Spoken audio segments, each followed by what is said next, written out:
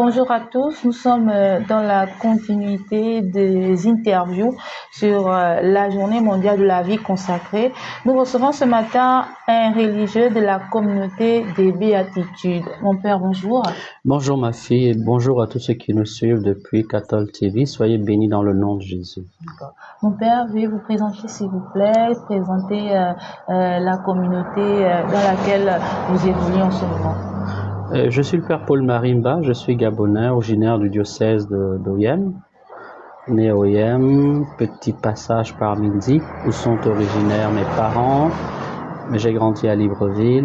Libreville, je suis passé par le petit séminaire Saint-Jean, le collège des cieux.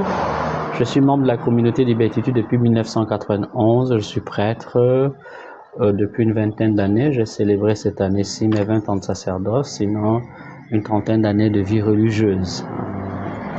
Voilà. Donc, mon père, aujourd'hui, beaucoup vous voient dans la rue, mais certains ne savent pas réellement c'est quoi la communauté de Béatitude. Peut-être en quelques mots, présenter la communauté de Béatitude, quelles sont les différentes activités de la communauté de Béatitude, les missions aujourd'hui, qu'est-ce qu'on peut retenir de cette communauté? La communauté des Béatitudes est une communauté religieuse née dans les années 70, précisément en France. Elle rassemble en son sein des religieux, des religieuses et des prêtres. Mais en son sein également, on retrouve une branche laïque, une réalité associée laïque, dont les laïcs peuvent participer de deux manières principales au charisme. La manière la plus habituelle et ordinaire maintenant, c'est les laïcs vivent bien sûr dans le monde, avec une activité normale dans le monde, mais avec une règle qui leur est propre et des responsables qui leur sont propres et qui les rattachent directement à notre communauté. Avec une deuxième forme qui est possible, c'est qu'ils peuvent également vivre en communauté avec soit une activité interne à la communauté ou une activité à l'extérieur de la communauté. Voilà, pour faire gros, donc c'est une communauté religieuse dont la particularité est de rassembler les trois états de vie habituels, ça veut dire les prêtres, les religieux, religieuses et les laïcs qui constituent finalement le mystère de l'Église. Nos activités sont des activités essentiellement, on peut dire, spirituelles. Nous faisons de l'animation spirituelle, prédication de retraite, prédication des recollections, accompagnement de groupe, formation à la vie chrétienne, à la doctrine de l'Église, à la spiritualité chrétienne et campagne d'évangélisation. Il y a néanmoins certains lieux où nous avons des apostolats, on peut dire, à orientation plus sociale, orientation plus caritative, notamment, par exemple, dans le cas de la RDC, nous gérons là-bas un hôpital depuis plus de 30 ans maintenant. Voilà donc quelles sont, pour faire très bref, nos différentes activités.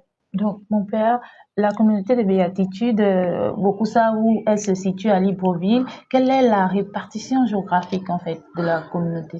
À Libreville, oui, notre présence est connue. Nous sommes là depuis une trentaine d'années déjà.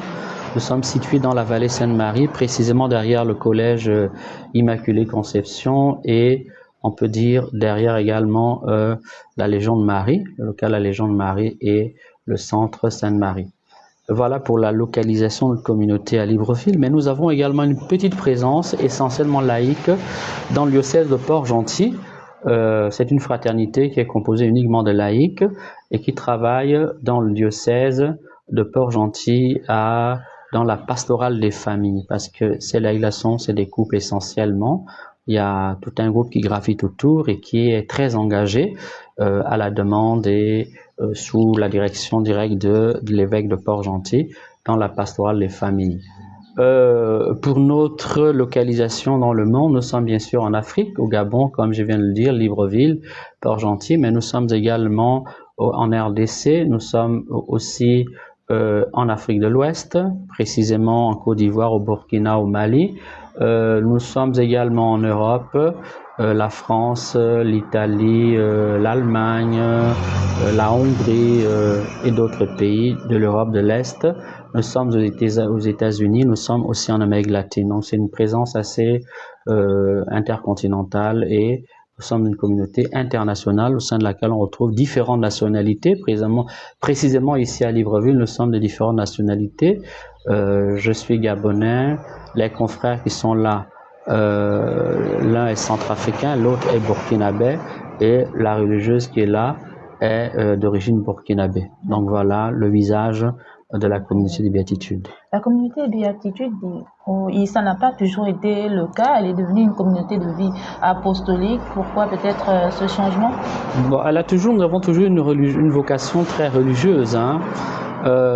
Néanmoins, nous avons subi, ce qu'il faut-il dire subir, nous avons eu une réforme à l'initiative du Saint-Siège il y a déjà plus d'une dizaine d'années, une réforme qui était un peu structurelle. À l'origine, nous vivions tous sous la même règle, les prêtres, les consacrés hommes-femmes et les familles. Et nous vivions donc sous la même règle, sans beaucoup de distinction d'état de vie, avec les mêmes responsables. Alors, suite donc à un travail des directives romaines, l'Église a voulu que nous soyons restructurés de manière plus équilibrée et donc aussi plus équilibrante, en distinguant bien les différentes vocations communautaires, l'appel des laïcs à la communauté, l'appel des religieux et des religieuses à la communauté, l'appel des prêtres, et bien clarifier, on peut dire la spécificité de chaque état de vie, la mission propre de chaque état de vie, et donc aussi les règles de chaque état de vie. Néanmoins, une présence communautaire, on va retrouver donc dans une présence communautaire toujours les trois formes de vie.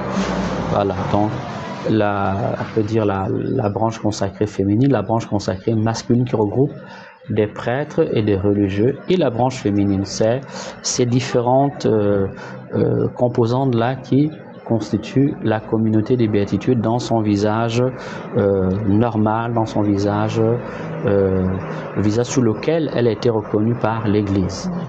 Mon père, on a compris combien de fois vous étiez occupé dans l'accompagnement des fidèles, le nombre d'activités que vous faites au sein même de la communauté, mais on pourrait quand même se demander comment se passe une journée ordinaire pour un religieux au sein de la communauté de béatitude.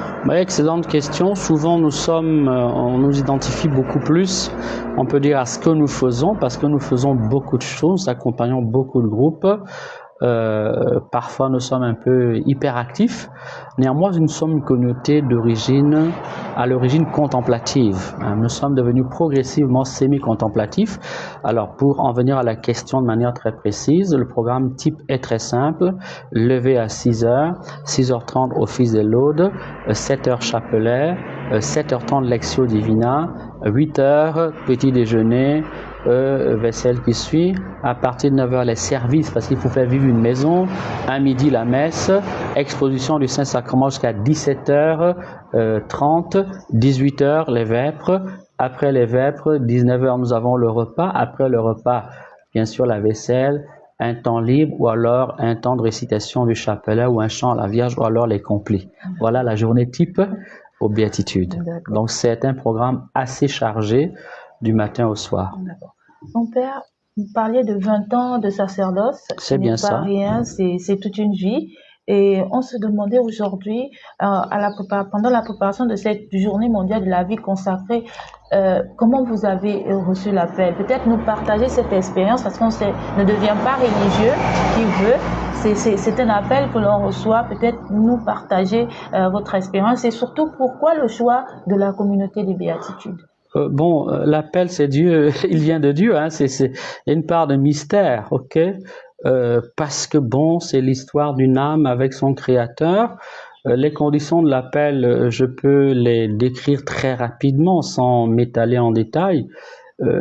J'ai reçu une éducation chrétienne, et en allant à la paroisse, la messe dominicale, j'ai commencé à ressentir tout simplement le désir d'être prêtre. On peut dire que c'est la première étape de mon appel. Et ça s'est passé à l'église Saint-Michel de Nkembo. À l'époque, j'habitais à Tong-Abé, avant d'habiter plus tard à Nkembo. Donc c'était ma paroisse. C'est là que j'ai fait ma première communion et c'est là aussi que je ferai plus tard ma confirmation. Donc l'appel est venu tout simplement, le premier moment de l'appel, en faisant mon catéchisme pour la préparation à la première communion et en voyant le prêtre de la paroisse célébrer. C'est à ce moment-là que j'ai commencé à ressentir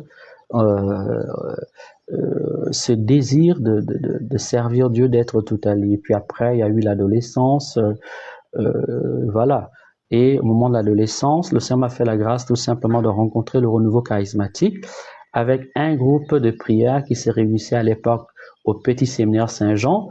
Et le Petit Séminaire Saint-Jean était géré à l'époque par les Pères salésiens, dont deux prêtres qui ont beaucoup marqué, on peut dire, l'histoire du renouveau vocationnel dans l'archidiocèse de Libreville. C'est le Père Henri Cagnoux qui a beaucoup fait et le Père Gilles Lalande.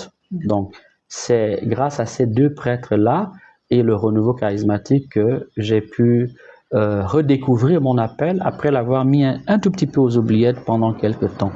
Voilà, et ça s'est passé de cette manière-là. Donc, j'ai commencé à fréquenter le groupe de prière. Lorsque j'ai fait la prière, ce qu'on appelle les 7 semaines de préparation à l'effusion du Saint-Esprit, à la fin de ce cheminement-là, pour moi, alors que j'avais oublié mon appel, l'évidence est devenue plus forte que jamais. Je savais que c'était le chemin que Dieu voulait pour moi. Et il se trouve que, providentiellement, le Seigneur a permis qu'il y ait deux prêtres dans le même environnement qui aient su tout de suite m'accompagner et qui ont su également immédiatement m'aider à prendre les bonnes décisions au moment où il le fallait. Car c'est avec ces deux prêtres-là, alors que j'étais élève en classe de première au collège des cieux, qui m'ont demandé de rentrer au petit séminaire où il y avait déjà un petit groupe de comment on appelle ça, d'aînés. On relançait alors le séminaire, on relançait les vocations et c'est avec ce groupe-là que nous avons cheminé. Et par la suite, la communauté des béatitudes s'était installée là où se trouve l'actuel séminaire Saint-Augustin. Elle était là, donc nous n'étions séparés que par un mur et un portail qui donnait. Et comme c'est une communauté nouvelle qui vivait la même expérience du renouveau charismatique, il était naturel, il nous accompagnait au groupe de prière, j'ai commencé à les fréquenter. Et c'est ainsi que je me suis orienté vers la communauté des béatitudes qui me permettait de prolonger ce que je vivais déjà avec le renouveau. Ouais. Voilà. Donc mon père, peut-être un message aujourd'hui à l'endroit de ces jeunes pour qui l'évidence n'est pas toujours aussi évidente, ceux-là même qui voudraient peut-être suivre vos pas mais qui ne le savent peut-être pas encore, un message à ceux-là qui voudraient comme vous consacrer leur vie au Christ. La première chose, c'est n'ayez pas peur, la vie avec Dieu est une très belle aventure. S'il fallait reprendre cette aventure, je la reprendrai autant de fois que nécessaire, simplement en essayant d'être toujours meilleur et en tirant les leçons de mon expérience de cette trentaine d'années au service du Seigneur. Première chose que je vais vous dire, c'est celle-là, n'ayez pas peur. C'est une aventure qui en vaut le coup, qui en vaut la peine. Il y a beaucoup de joie. Les gens pensent qu'il n'y a que des épreuves. Ce n'est pas vrai, de mon point de vue à moi, de mon expérience. C'est une vie exaltante où il n'y a jamais on peut dire, d'ennui. Voilà. Plus important étant d'être au service de Dieu. Deuxième chose, c'est rapprochez-vous d'un aîné, un prêtre, une religieuse, quelqu'un de votre voisinage qui peut vous aider à mûrir votre appel. Troisième chose, invoquez l'Esprit Saint, appelez-le, il vous donnera la certitude de votre appel, il vous convaincra de ce que Dieu a pour vous comme plan de grâce au service de son peuple dans son Église. Enfin, s'il y a des parents qui vous regardent, chers parents, laissez vos enfants servir le Seigneur. Ils ne seront pas le messie de votre maison, de votre famille. Ils ne résoudront pas tous les problèmes de votre maison, de votre famille. Ce n'est pas possible, ce n'est pas vrai. Laissez-les servir le Seigneur et leur consécration sera une bénédiction pour vous-même, chers parents, mais également pour toute votre famille. Voilà le petit message que j'ose vous adresser, profitant de ce temps d'interview sur Cathol TV. Mon Père, merci beaucoup. C'est moi qui vous remercie. Soyez bénis, vous tous qui nous regarderez. Que la main de Dieu soit sur vous et que l'appel de Dieu retentisse au-dedans des cœurs où il sommeille. Merci. C'était donc le Père Paul-Marie Mba de la communauté des Béatitudes qui non seulement a voulu partager l'expérience de son appel, de sa vie consacrée au Christ avec nous, mais qui a bien évidemment voulu nous parler de la communauté dans laquelle il évolue. Merci. Merci, bénédiction au nom de Jésus et merci.